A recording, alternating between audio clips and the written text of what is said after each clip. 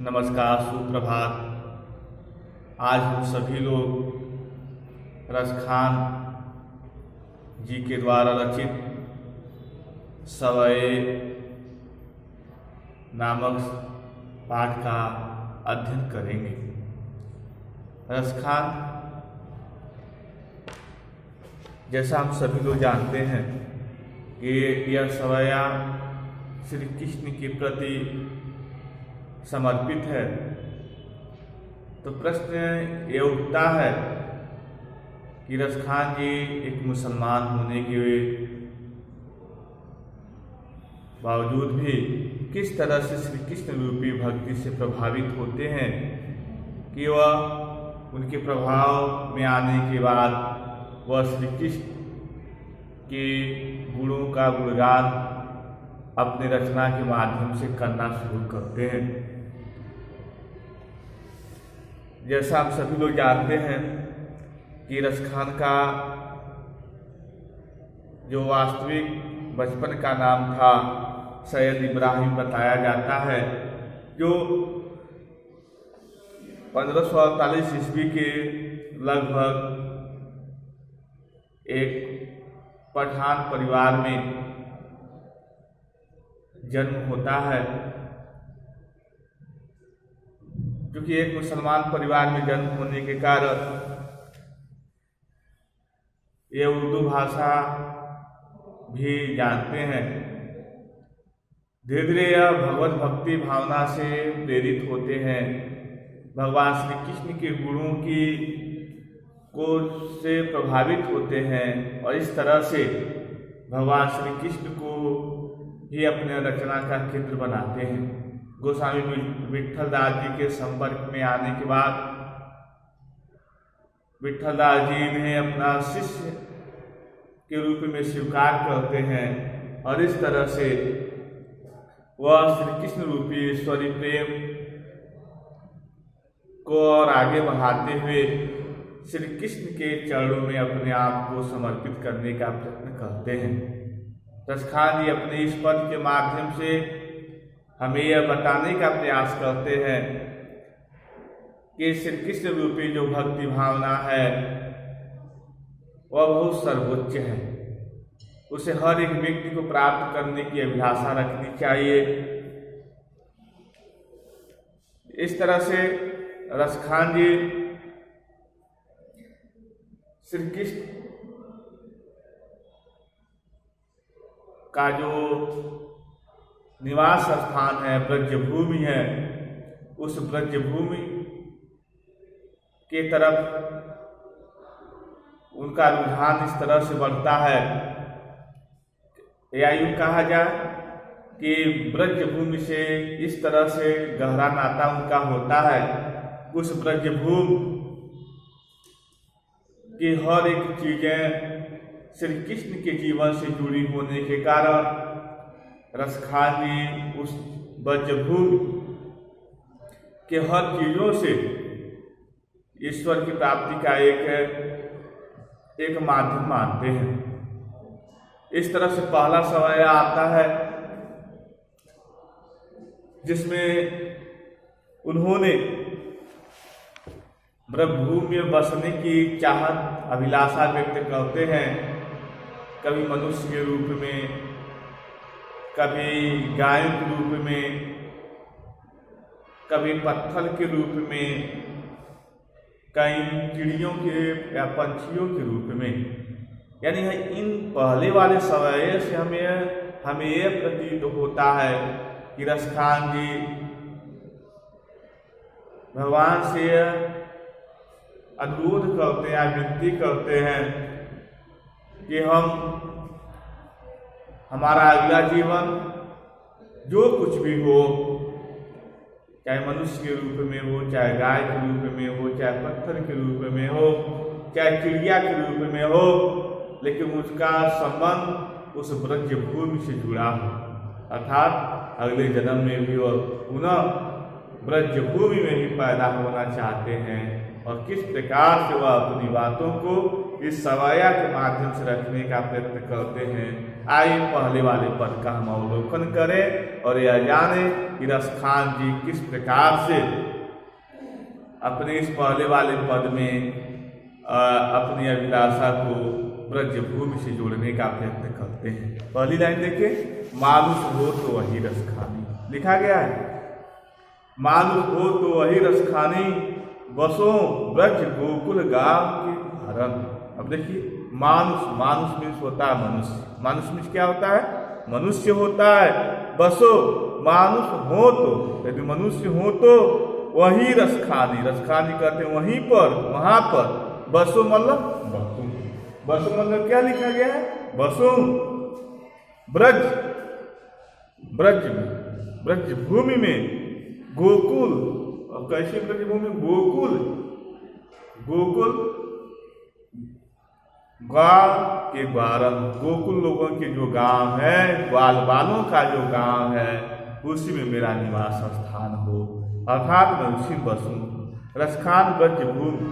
अब देखिए भावार्थ में किस तरह से इसको हम बदलते हैं कि रसखान ब्रजभूज के प्रति अनुराग प्रकट करते हुए कहते हैं, यदि मैं अपने अगले जन्म में जन्म लूँ तो मैं उन्हीं ग्वाल बालों के बीच में जन्म लूँ, गोकुल गांव के ग्वाल बालों के बीच में जन्म लूँ। इस तरह से वह अपनी पहली लाइन के माध्यम से ब्रजभूमि के प्रति जो समर्पण है उसको वह व्यक्त करने का प्रयत्न करते हैं। दूसरी लाइन कहते हैं, जो पशु हो तो कहाँ बस मेरो, यदि मैं पशु हूँ। कहते हैं कि यदि दूसरे पंक्ति में रसखान जी बताते हैं कि यदि मैं पशु हूँ, पशु का जन्म मुझे अगले जन्म में मिले, तो जो पशु हो तो कहाँ बस मेरो। रसखान जी दूसरे वाले पद में कहते हैं, यदि मैं पशु का जन्म मुझे मिले, अगले जन्म में मुझे यदि पशु बनूं तो कैसे बनूं? कहाँ बस, कहाँ बस मतलब होता है कहाँ बस, क्या बस, क्या होना चाहिए, क्या बस होना चाहिए। चरोचित नंद की धेनु मझार, नंद बाबा की जो गायें हैं, जो नंद बाबा की गायें जो ब्रजभूमि में चलती हैं, उन्हीं गायों के बीच में हमारा जन्म हो और मैं भी नंद बाबा की गाय के समान मैं भी ब्रजभूमि के में चरूं अर्थात विचरण करूं। आगे कहते हैं, पाहन हो तो वही गिरी को, यदि मुझे अगले जन्म में पत्थर, पाहन मतलब होता है पत्थर, यदि पत्थर का भी जन्म मिले तो वही गिर, गिर मतलब पर्वत, गिर मतलब क्या होता है? पर्वत। गिर को जो कियो हरिछद पुरंदर धार, पुरंदर में सोता ही। आप देखेंगे यह कथा के ऊपर निर्भर होती है कि जब ब्रजभूमि के लोग श्री कृष्ण के कहने के उपरांत वह इंद्र भगवान की पूजा करना बंद कर देते हैं और श्री कृष्ण यह कहते हैं कि बादलों की पूजा करो, मेघों की पूजा करो, क्योंकि वर्षा तो मेघों के माध्यम से होती है, न तो इंद्र के माध्यम से। इस तरह से ब्रजभूमि के लोग जब मेघों की पूजा करते हैं, बादलों की पूजा करते हैं, तो उस समय इंद्र जो देवताओं के राजा इंद्र हैं, वह इस तरह की चीज़ों से घबरा जाते हैं और पूर्ण रूप से इतना घनघोर बारिश करना शुरू कर देते हैं कि बाढ़ जैसी विभीषिका बन जाती है। और इस तरह से जब बाढ़ की स्थिति बन जाती है तो चारों तरफ लोग अपनी सुरक्षा की दरकार करना शुरू कर देते हैं। ऐसे समय में जो श्री कृष्ण होते हैं वह गोवर्धन नामक पर्वत को अपनी अंगुलियों को उठा लेते हैं, जो एक छाता का काम करता है। और इस तरह से उसी के नीचे सभी जो ग्वाल बाल होते हैं, जो ब्रजभूमि के निवासी होते हैं, वो इकट्ठा होते हैं, उनके प्राण बचते हैं। उसी गोवर्धन पर्वत की विशेषता को यहाँ रसखान जी अपने जीवन से जोड़ने का प्रयत्न करते हैं और कहते हैं कि पाहन, यदि मुझे पत्थर का जन्म मिले, पाहन हो तो वही गिरी को जो कियो हरिछद पुरंदर धारण, अर्थात मैं यदि पत्थर का भी मुझे जन्म मिले तो मैं उस गोवर्धन पर्वत का अंग बनूं, जिसे इंद्र के कोप से बचाने के लिए कोप मतलब उनकी विनाशकारी जो वर्षा थी उस कोप से बचाने के लिए कृष्ण ने छत्र के रूप में उस गोवर्धन पर्वत को, छत्र मतलब छाता के रूप में गोवर्धन पर्वत को अपने अंगुलियों पर धारण किया था। अर्थात रसखान जी ये कहते हैं कि मुझे यदि जन्म मिले, किसका, पत्थर का भी जन्म मिले, तो भी मैं उस गोवर्धन पर्वत का हिस्सा बनना चाहता हूँ जिसको श्री कृष्ण ने इंद्र के कोप से बचने के लिए या बचाने के लिए लोगों को वह अपने अंगुलियों को उसे धारण कर ले। आगे कहते हैं जो खग होत बसेरो करुण मिली कालिंदी कुल कदम्ब की डारा। रसखान इन पंक्तियों के माध्यम से कहते हैं यदि मुझे पंछी का भी जन्म मिले तो भी उसमें मुझे जरा सा भी किसी प्रकार की हिचकिचाहट नहीं, लेकिन वह जन्म मिले तो मेरा बसेरा कहाँ हो, इस बात की तरफ वह अपना प्रकाश डालते हैं और कहते हैं जो खग हो तो बसेरो करो मिली कालिंद कुल कदम्ब की डारा। यदि कहते हैं यदि मैं पंछी भी बनूं, यदि मुझे पंछी का जन्म भी मिले और बनूं तो मेरा जो बसेरा हो यमुना के किनारे, कालिंदी मीन्स होता है यमुना, लिखा गया कालिंदी मतलब यमुना होता है।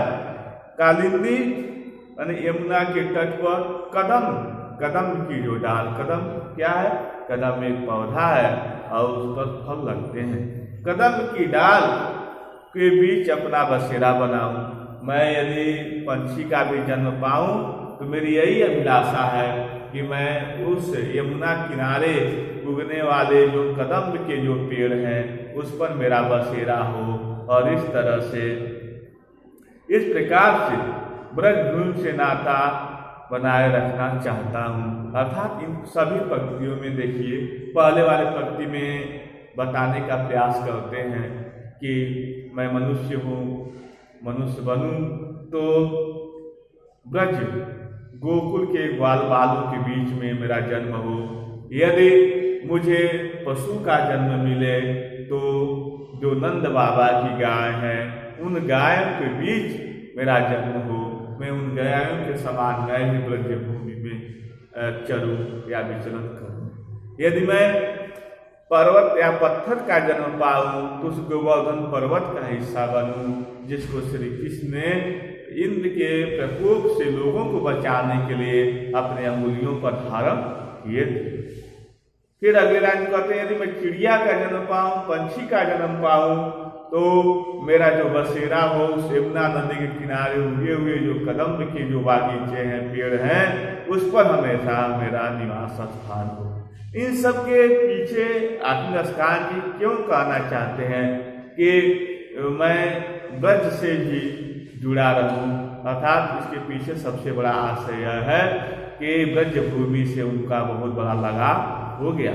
क्योंकि ब्रज भूमि में ही श्री कृष्ण ने अपने सभी क्रियाकलाप किए हैं। उन क्रियाकलापों से जो रसखान काफी प्रभावित हैं और इस तरह से वह सोचते हैं कि ब्रज भूमि, जिस प्रकार श्री कृष्ण को ब्रज भूमि से गहरा लगाव था उसी तरह से उस लगाव को वह भी मानते हैं और इस तरह से वह भी ब्रज भूमि से अपना लगाव रखना चाहते हैं। कहने का तात्पर्य है कि जो रचनाकार है ब्रज भूमि से जरा सा भी अलग नहीं होना चाहते हैं, उनका ब्रजभूमि से इस तरह से गहरा लगाव है वह ब्रजभूमि को जरा सा भी अपने आप से दूर करना। इन पत्नियों का भावार्थ यही था। प्रश्न उठते हैं इससे कि रसखान अगले जन्म में कहाँ निवास करना चाहते हो। बहुत अच्छा प्रश्न है कि रसखान अगले जन्म में कहाँ निवास करना चाहते हैं और क्यों निवास करना चाहते हैं। इसके पीछे क्यों शब्द जो है वह प्रश्न की मर्यादा को काफी बढ़ा चढ़ा के प्रस्तुत करता है कि तो हम उत्तर इसका हम लिख दे रहे हैं कि रसखान अगले जन्म में कहाँ निवास करना चाहते हैं? तो आप देख ही रहे हैं, रसखान अगले जन्म में कहाँ निवास करना चाहते हैं? ब्रजभूमि में। रसखान अगले जन्म में कहाँ? ब्रजभूमि में निवास करना चाहते हैं। तो यूं कहा जाए कि उत्तर देख लिया जाए, रसखान अगले जन्म में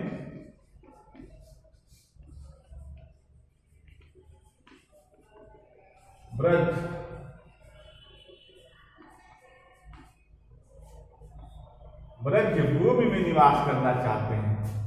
ब्रजभूमि में निवास करना चाहते हैं।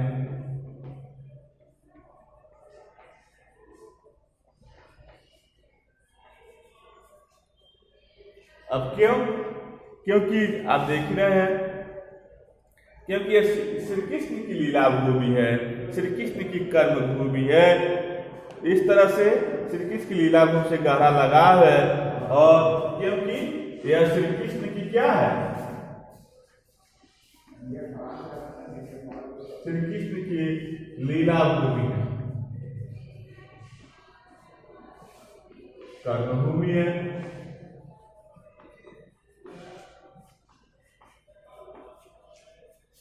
लीला भूमि और कर्म भूमि है। आगे यदि हम देखते हैं कि अगला रसखान पत्थर बनना क्यों चाहते हैं? बहुत आपको रसखान पत्थर कहाँ बनना चाहते हैं, बनना क्यों चाहते हैं? तो रसखान पत्थर बनने के इसलिए तैयार है क्योंकि रसखान उत्तर रसखान पत्थर बनने के लिए इसलिए तैयार है कि श्री कृष्ण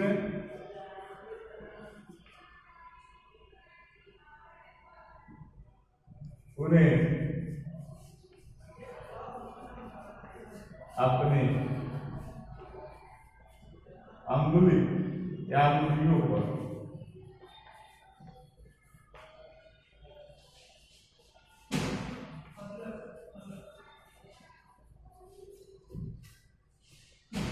अब देखेंगे कि रसखान पत्थर बनने के लिए इसलिए तैयार है क्योंकि